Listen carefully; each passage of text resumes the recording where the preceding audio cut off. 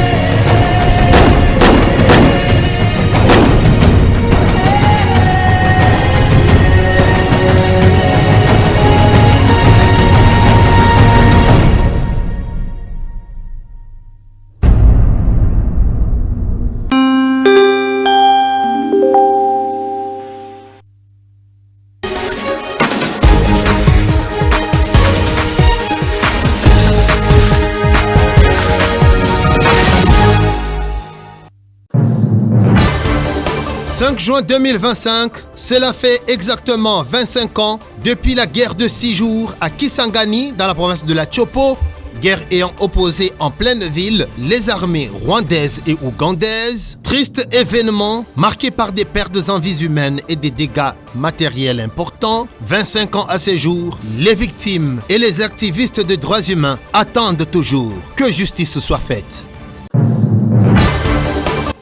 Il ne se passe plus un mois en République démocratique du Congo sans que l'on ne parle de détournement de deniers publics. Ceux qui sont impliqués, souvent des hautes personnalités, un fléau qui paralyse le bon fonctionnement des institutions et met en mal le développement socio-économique de la RDC. Y a-t-il possibilité de stopper cette hémorragie? Tentative de réponse dans un reportage à suivre dans ce journal.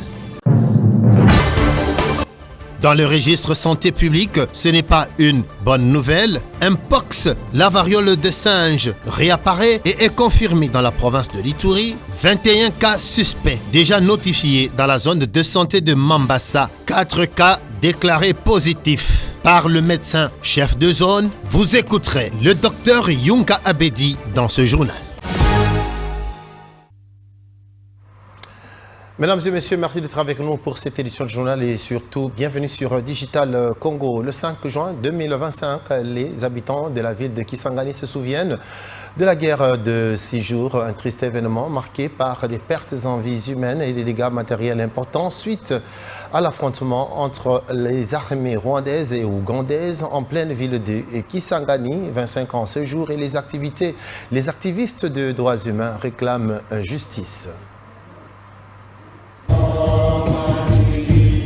Les acteurs de la société civile, des hommes de bonne volonté et ceux des organisations des droits humains de la ville de Kisangani commémorent ce lundi 5 juin le 25e anniversaire de la guerre des 6 jours à Kisangani. Une messe d'action des grâces a été lue à la paroisse Saint-Jean-Paul II par l'abbé Janvier Bessigbagba qui, dans son homélie, a insisté sur l'unité, la paix et le patriotisme pour enfin immortaliser le sang versé ce jour-là par les forces rwandaises et ougandaises. À l'issue de la messe, Jedi Diamabella, directeur exécutif de l'Action pour la justice, le développement et les droits humains, a lu le mémorandum des organisations des droits humains exigeant ainsi la justice.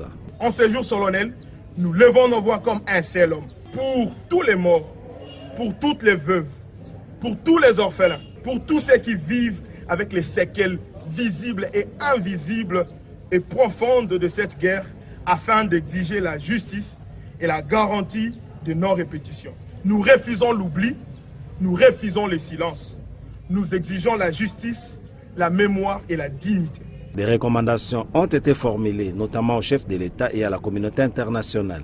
Nous demandons au président de la République démocratique du Congo d'exiger la levée du secret des noms des auteurs présumés des crimes graves perpétrés en RDC, répertoriés dans les rapports mapping. De capitaliser les mandats en cours de la RDC de membres non permanents du Conseil de sécurité pour exiger la création d'un tribunal pénal international afin d'enclencher les poursuites à l'endroit principalement du Rwanda. Nous exigeons au gouvernement congolais de rendre compte à l'opinion nationale, à travers l'Assemblée nationale, de la gestion des fonds décaissés pour les travaux de réhabilitation du barrage de la Tchopo, d'organiser un audit indépendant sur la gestion financière du Frivao et de rendre public ces rapports d'audit afin d'éclairer finalement l'opinion sur des controverses qui l'entourent. Pour rappel, les forces ougandaises et rwandaises s'étaient battues en 2000 en plein Kisangani où plus de 6600 bombes ont été larguées, causant ainsi de morts et d'importants dégâts matériels. Cela fait exactement donc 25 ans, ce jour du 5 juin 2025, depuis que la guerre de 6 jours avait éclaté en pleine ville de Kisangani, dans la province de la Tchopo. Plusieurs centaines de civils avaient été tués et de nombreux blessés. D'après Amnesty International, qui a d'ailleurs rendu public un nouveau rapport mercredi 4 juin 2025, des civils, des victimes attendent toujours la vérité, la justice et pour la plupart des réparations. Patrick Ngouo et Abel Condé. Selon ce rapport intitulé « Le Congo, ça ne meut personne », 25 années se sont passées sans justice pour la guerre des 6 jours à Kisangani. Il montre, selon Amnesty International, qu'il n'y a pas eu une seule enquête criminelle ni un seul procès depuis les conflits sanglants entre les forces rwandaises et ougandaises. Lors des combats qui se sont déroulés dans cette ville du nord-est du pays à partir du 5 juin 2000, les deux armées se sont livrées à un pilonnage intense et aveugle contre des zones civiles densément peuplées et ont tué intentionnellement des civils, violé des femmes et pillé des maisons.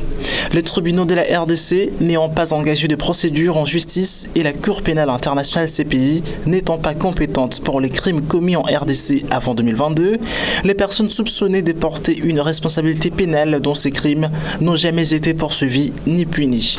En 2022, la Cour internationale de justice a ordonné à l'Ouganda de verser des réparations à l'issue d'une procédure engagée par la RDC contre l'Ouganda et le Rwanda. La CIJ n'étant pas compétente à l'égard du Rwanda.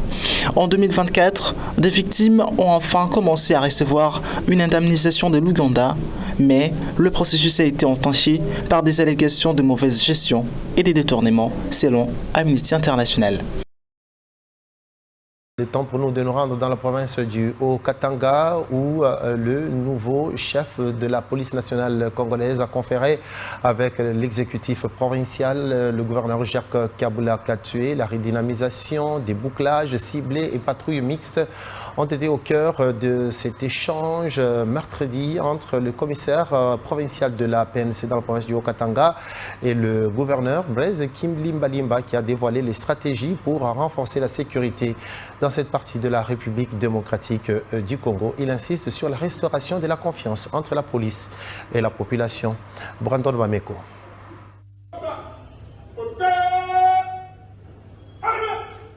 L'annonce a été faite au cours de la toute première réunion de commandement qu'il a présidée mardi 3 juin 2025. Au cours de cette rencontre, le nouveau commissaire provincial de la police du Haut-Katanga, le général Blaise Kilimbalimba, a dévoilé sa ligne de conduite pour ses nouvelles attributions dans la dite province. Blaise Kilimbalimba a d'abord appelé les officiers à restaurer le climat de confiance entre la police et la population. Ensuite, il a rappelé les missions régaliennes de la police de prévention et répression pour la sécurisation de la population. Et c'est bien. Le patron de la police du Haut-Katanga a instruit ses troupes à renforcer la présence policière dans les zones criminogènes, selon les instructions du gouverneur du Haut-Katanga, Jacques Kabula. Rassurer à la population du Haut-Katanga en général, de la ville de Lubumbashi en particulier, et toutes les assignations confiées par les gouverneurs des provinces seront suivies à la lettre et que nous avons l'obligation des résultats. Donc, nous rassurons la population que nous allons mettre en œuvre tout ce qu'il faut pour réduire alors sensiblement la situation de criminalité dans les Haut-Katanga. À ces sujets, il a annoncé la redynamisation de bouclage ciblé et le patrouille mixte pour lutter efficacement contre le banditisme sous toutes ses formes. Après cette rencontre, le chef de la police a effectué sa première descente dans quelques coins mal réputés de la ville pour s'imprégner d'un cas de banditisme urbain signalé la nuit du lundi au mercredi. Rappelons que le commissaire divisionnaire principal Blaise Kilimbalimba prend les commandes de la police du Haut-Katanga après avoir assumé les mêmes fonctions dans la ville-province de Kinshasa. Et retour à Kinshasa, la capitale. À l'UCC, s'est clôturé le séminaire philosophique organisé par la faculté de philosophie de l'Université catholique du Congo, Mongafula. C'était autour du thème Pacte social pour la paix et le bien vivre ensemble de la CNCO-ECC. Regard philosophique, un message de paix, d'unité, de bien vivre ensemble, d'harmonie et à la paix effective dans toute l'étendue de la République démocratique du Congo. En est ressorti Anita Mouadi, Olivier Abedi. Enrichir la réflexion et nourrir les débats autour des enjeux philosophiques de notre société. Voilà l'un des enjeux de ces séminaires philosophiques clôturés ce mercredi à l'UCC Mongafula autour du thème Pacte social pour la paix et le bien vivre ensemble de la CNCO-ECC, regard philosophique. Les intervenants ont mis l'accent sur la situation sécuritaire dans la partie Est de la RDC tout en évoquant la pertinence de cette initiative de pacte social portée par les tandems CNCO-ECC dans la résolution des conflits, notamment sécuritaires, d'où l'appel à une paix effective et durable. Le thème choisi par la faculté est une sorte de réponse à l'appel pastoral et prophétique lancé par la Conférence nationale du Congo et l'Église du Christ du Congo, qui souhaite voir les Congolais se réunir autour d'une même table en vue de mettre définitivement fin à des cycles de violence et de guerre, construire ainsi une véritable cohésion nationale qui puisse garantir la paix et le bien vivre ensemble. L'autre temps fort de la clôture de ces séminaires philosophiques, c'est le vernissage de l'ouvrage de Monseigneur Marcel Madila, évêque émérite du diocèse de Kananga, intitulé « Poétique de la culture, imagination, éthique et religion » chez Paul Ricoeur. Chez Paul Ricoeur, pour ceux qui l'ont appelé. Cet ouvrage de 400 pages est actuellement disponible dans plusieurs bibliothèques de Kinshasa. C'est une réalité devenue courante en République démocratique du Congo. On en parle de plus en plus et il ne se passe pas un mois sans qu'un cas de détournement ne soit signalé. Les détournements des deniers publics se font de manière répétitive dans différentes structures étatiques, voire dans des institutions dûment établies. Un fléau qui paralyse le bon fonctionnement des institutions et met aussi en mal le développement socio-économique de la République démocratique du Congo. Mais alors, quelles sont les mesures efficaces à mettre en place pour réussir à stopper cette hémorragie? Tentative de réponse dans ce reportage.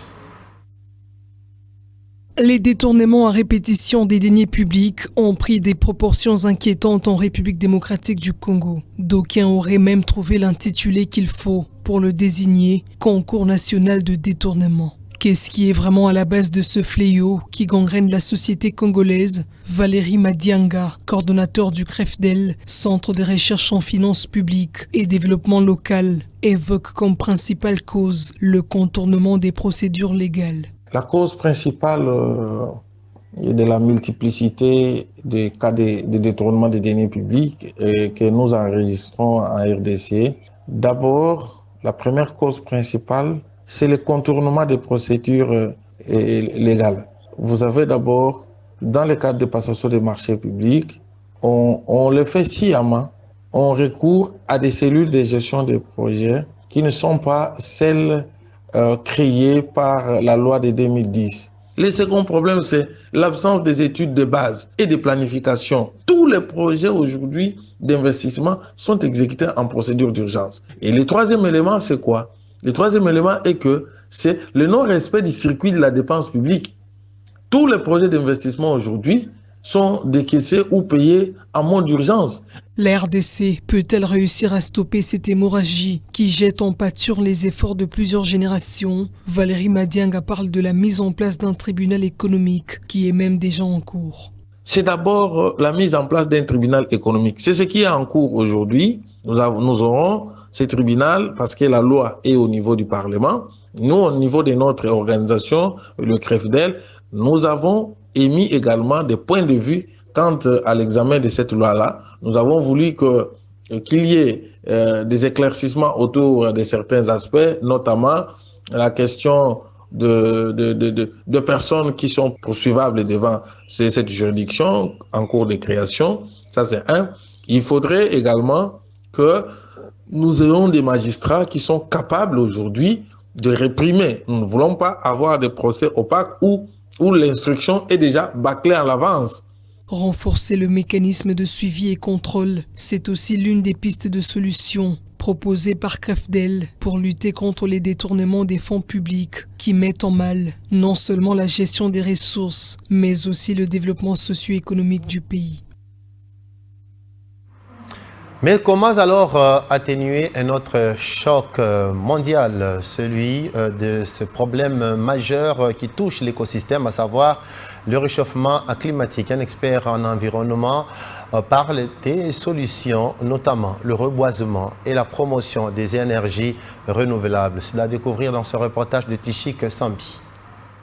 Hausse des températures, risque de sécheresse, incendie de forêt, diminution des rendements des cultures, voilà les conséquences du réchauffement climatique qui s'est défini comme un phénomène de transformation du climat caractérisé par une augmentation des températures moyennes qui modifie les équilibres météorologiques et les écosystèmes. Un vrai fléau mondial. Comment y remédier? Jonathan Sambia, environnementaliste, parle du reboisement et la promotion des énergies renouvelables. Parmi les solutions les plus concrètes et pertinentes, nous avons par exemple la promotion des énergies renouvelables.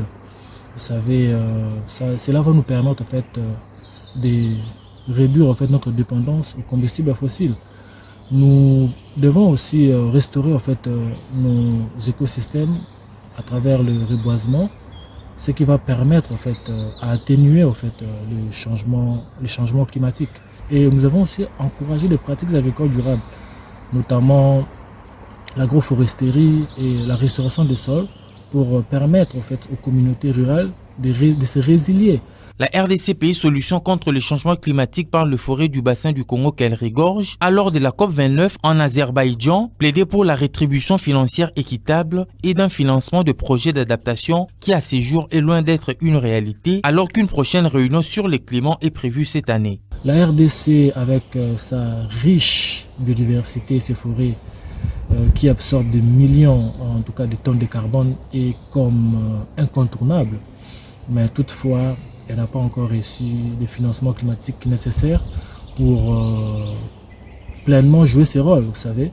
Et il y a un problème qui est la lenteur dans la mise en œuvre des positions de fonds, qui reste vraiment un obstacle majeur. La COP30 de cette année est prévue en novembre 2025 au Brésil.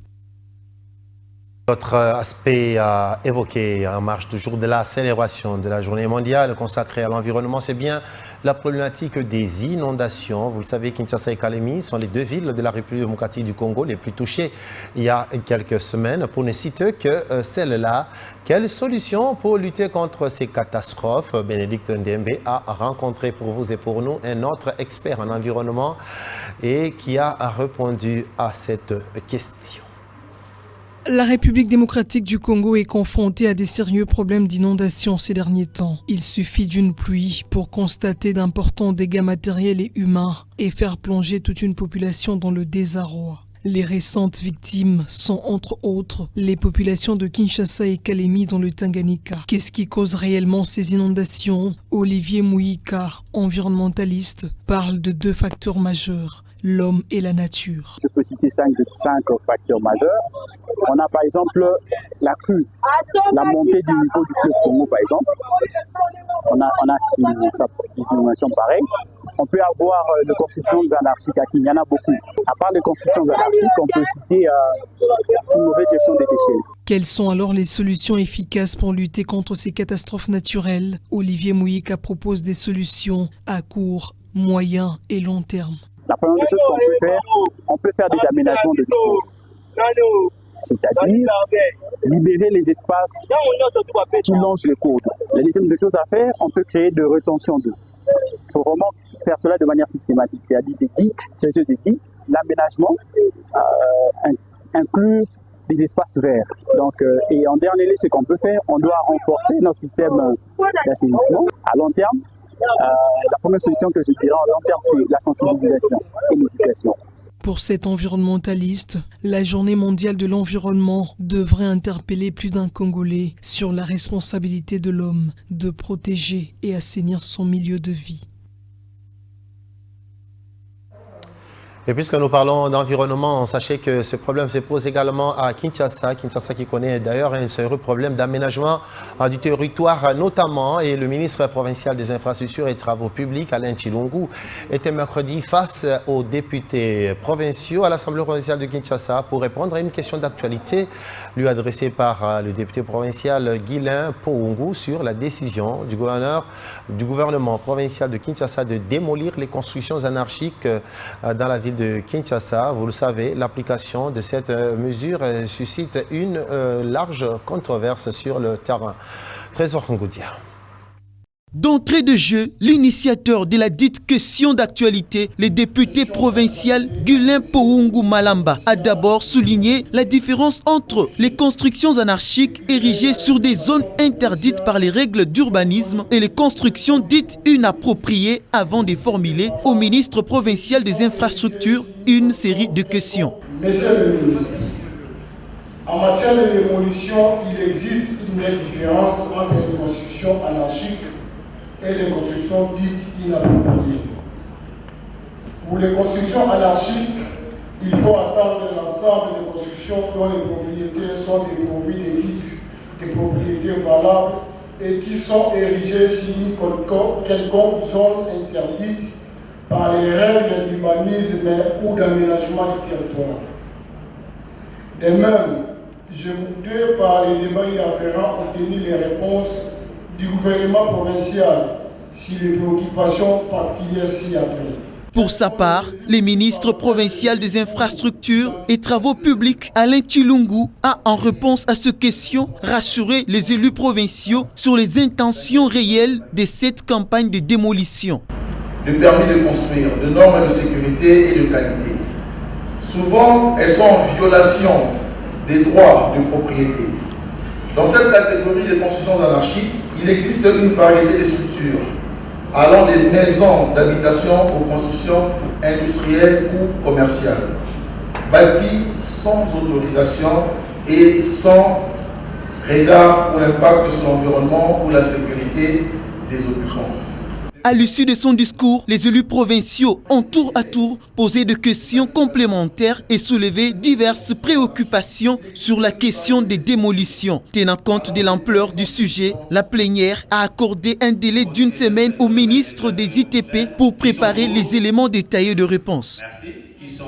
L'organisation non gouvernementale Women of Faith qui a apporté une assistance humanitaire en vivres et non vivres aux ménages les plus affectés par les inondations meurtrières survenues à Kinshasa le 4 et 5 avril dernier. Ce don a été rendu possible grâce au financement de l'Église de Jésus-Christ des Saints des derniers jours. Après une descente sur le terrain, l'équipe de Women of Faith a identifié 6 communes bénéficiaires de ce don, notamment Ngaliema, Bumbu, Mangafula, Massina, Matete et Limete. Tishik Sambi. Cette organisation non gouvernementale n'est pas restée insensible à la tragédie qui avait frappé Kinshasa à la suite des inondations du 4 et 5 avril dernier. Elle a vite frappé la porte par-ci par-là et l'église de Jésus-Christ des Saints des derniers jours a porté la main pour aider aujourd'hui ces sinistrés. C'est donc de l'association Women of Faith, financière de l'église de Jésus-Christ des Saints des derniers jours, et constituée des bidons d'huile, des sacs de semoule, sacs de riz et autres biens. La coordinatrice de l'ONG Women of Faith, Nadine Banze, s'est réjouie de la réussite de ces 2 journées d'assistance humanitaire débutées lundi 2 juin dans la commune de Ngaliema et qui s'est clôturée le mercredi 4 juin à Massina. Vraiment, ça a été une réussite totale parce que tout le monde est satisfait.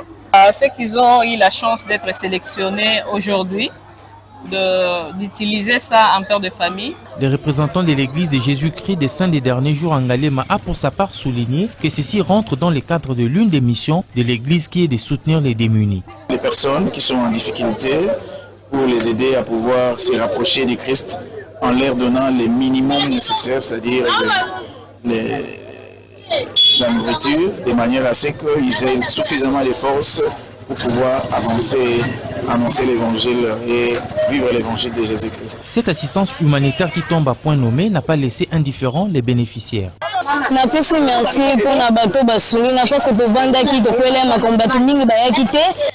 J'avais perdu mon enfant lors des dernières pluies. Personne ne nous a assistés. Mais aujourd'hui, nous remercions l'association Women of Faith de nous avoir apporté cette assistance humanitaire. Ça va nous soulager.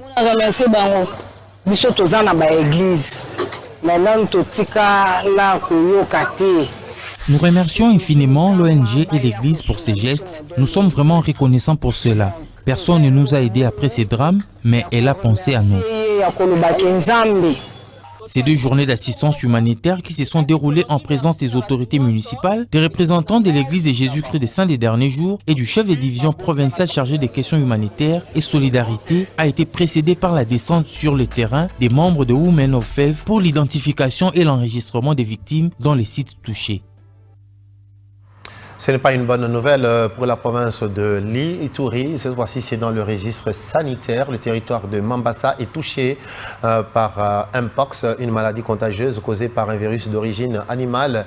Mpox, ou autrement appelé la variole du singe. 21 cas suspects ont déjà été notifiés dans la zone de santé de Mambasa. La dernière semaine épidémiologique à la presse, le docteur Yunga Abedi, qui est le médecin-chef de zone locale, a rapporté 4 cas qui sont déclarés positifs. Les habitants qui, pour les uns, vivent dans la peur au ventre suite à la précarité des situations sécuritaires sont confrontés à un nouveau fléau qui est Mpox. Sur le terrain, la sensibilisation et la surveillance se renforcent. Nous allons vous proposer d'écouter le docteur, médecin-chef de zone. Merci beaucoup, monsieur le journaliste, pour la question. Je rappelle qu'il y a 21 cas suspects, parmi lesquels 4 sont revenus positifs. Et au niveau de la zone de santé, parmi les mesures, c'est que nous avons renforcé la sensibilisation à travers différents canaux de communication. Aussi, nous avons renforcé la surveillance à base communautaire pour qu'aucun cas ne puisse nous échapper, tout en conseillant les mesures de prévention, qui sont les mesures barrières communes à beaucoup de maladies qui ont déjà sévi dans notre zone de santé. Je pense que la population est suffisamment informée, parce qu'il y a Ebola qui venait de passer, il y a aussi la COVID-19, c'est exactement les mêmes mesures que nous conseillons à la population pour essayer d'endiguer cette maladie. Parmi les mesures de prévention, il y a d'abord les contacts, parce que la maladie se transmet par contact direct ou indirect. Et parmi les contacts directs, il y a la salutation par les mains. Aussi, éviter de toucher le linge des personnes supposées contaminées, donc des personnes suspectes, et bien d'autres mesures. Le temps pour nous de parler de cette situation inédite dans la pleine commune de la Gombe au quartier Golfe. Il y a un manque d'eau et les habitants sont contraints de puiser de l'eau dans un trou qui s'est créé sur la chaussée. Une eau pourtant impropre à la consommation et qui expose à plusieurs maladies. La population qui déplore ainsi l'inaction de la Régie des eaux face à cette situation. Yvonne Amouri est descendue sur le terrain. Elle était avec Josué Mazoua. Ça se passe en pleine ville, dans la commune de la Gombe, précisément au croisement des avenues Colonel Ebeya et TZF, au quartier Golfe. Puiser de l'eau à travers ce trou, c'est la chose qu'on ne pouvait pas imaginer, surtout dans une commune huppée comme celle-ci. Mais malheureusement, c'est le seul moyen pour la population de cette zone de s'approvisionner en eau, une eau qui, du reste, n'est pas potable. De ce fait, c'est la peur qui habite ceux qui la consomment, car ils ne sont pas à l'abri des maladies. La peur, c'est aussi d'acheter la nourriture vendue aux abords de ce trou, puisqu'exposée aux infections. Ici, c'est l'inaction de la Régie des eaux qui est remise en question. Si vous voyez ce trou a fait plus de 2 mois, mais la Régie des eaux non loin de ce trou ici. C'est non loin, 0 mètre ici. Ils savent ça, ça fait 2 mois que la population est en train d'épuiser cette eau ici. Ils se servent avec cette eau, ils boivent ça, ils préparent, ils lavent les assiettes et tout. Ils préparent même les spaghettis. C'est pourquoi nous avons peur même de boire le thé qui circule ici. Avec quelle eau ils utilisent? Puisque dans des robinets, l'eau ne sort pas. La Régie des eaux était capable même de suivre, faire le suivi de tout ça.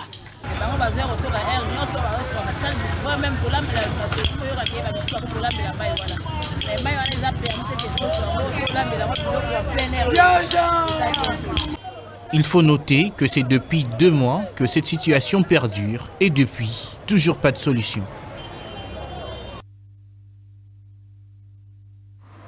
Dans la province du Kwilu, remise et reprise au ministère provincial des Finances, Blanchard Maloutama prend officiellement ses fonctions en rendant un vibrant hommage au président de la République ainsi qu'au gouverneur, Dr Philippe Akamituna, pour la confiance qui a été placée en lui. Il promet d'apporter une nouvelle énergie aux finances de la province du Kwilu. Benoît Desgroffes-Dalles. C'est dans une belle ambiance que la remise et reprise civilisée s'est déroulée au ministère provincial de Finances, Économie et Industrie entre le ministère provincial sortant, Papi Mitete Nzambi Dangou, et le ministre entrant, Blanchard Maloutama, et ce, sous la supervision de l'inspecteur provincial de la territoriale Didier Lawele. Le premier à prendre parole, Papi Mitete Nzambi Dangou, a rendu hommage au chef de l'État, au gouverneur honoraire Willy Itundala Hassan, ainsi qu'au responsable de son parti Palou, pour la confiance qu'ils lui ont accordée. Prenant les rênes de ce ministère, le nouveau trésorier de la province du Kwilu, honorable Blanchard Maloutama, encore jeune, a promis d'apporter une nouvelle énergie avec ses idées. Blanchard Maloutama a également rendu un vibrant hommage au chef de l'État, Félix Antoine Tshisekedi Tshilombo, au gouverneur de la province du Kwilu, Dr Philippe Akamituna Ndolo, ainsi qu'au chef du parti Lumumbista unifié, Didier Mazenga Mukanzu. Nous allons vraiment veiller aux activités économiques et financières de la province. Nous allons mettre l'accent sur la mobilisation des recettes parce que telle est la recommandation de l'Assemblée provinciale. Nous n'avons pas assez de temps, en moyenne 3 ans. L'ère des discours est presque révolue. C'est le temps pour nous de nous mettre au travail et la population va nous juger par rapport aux fruits de nos efforts. Notez que Blanchard Maloutama, nouveau ministre provincial des Finances du Kwilu, est licencié en économie publique de l'Université pédagogique nationale et a été directeur général adjoint à la régie financière du Kwilu et a été élu meilleur député provincial dans le territoire de Mazimanimba.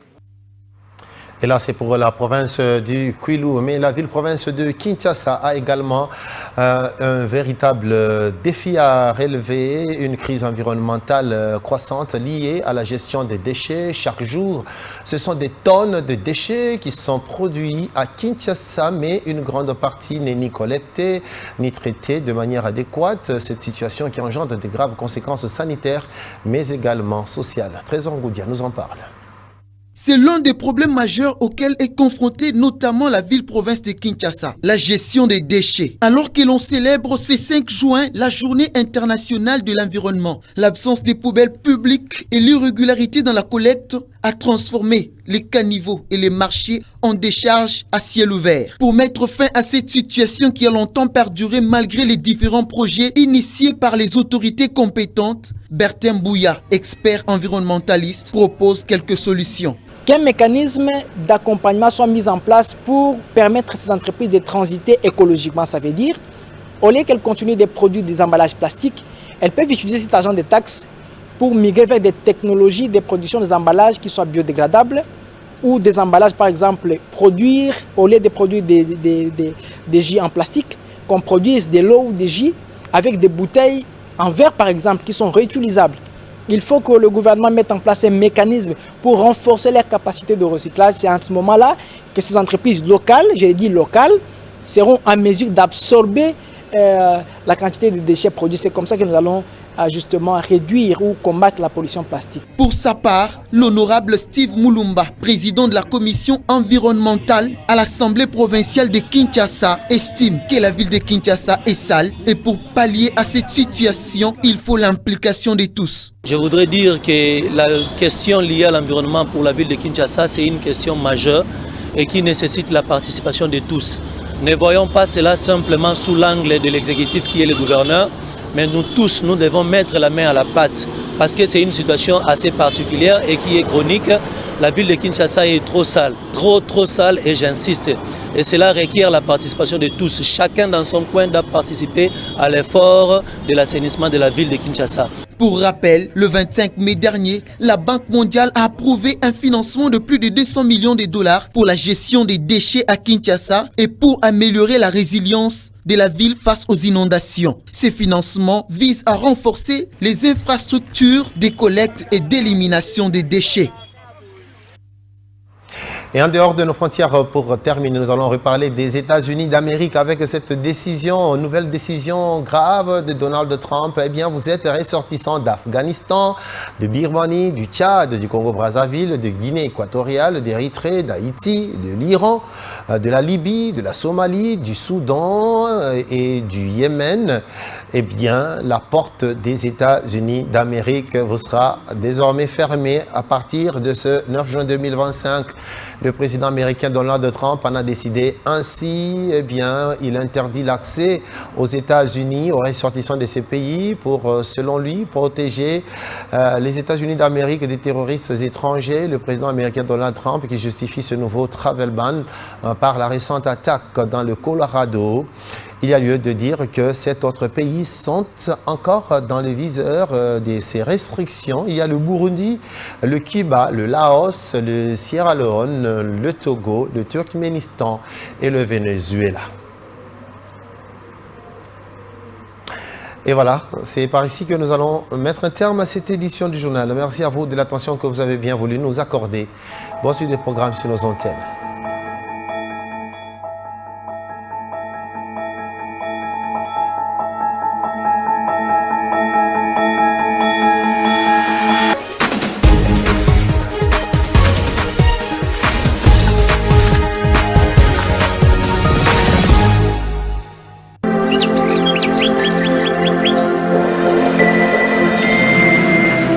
Digital Congo, la télévision numérique.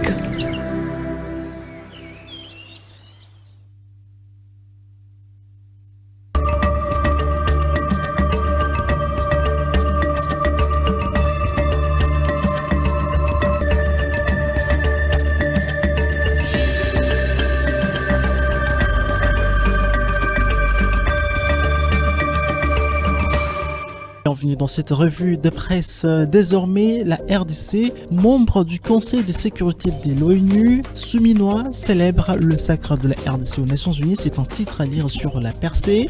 C'est historique, une première pour la République démocratique du Congo qui a remporté la place de vice-présidence de la 80e session de l'Assemblée générale des Nations Unies. C'était lundi 2 juin à New York, note le hebdomadaire.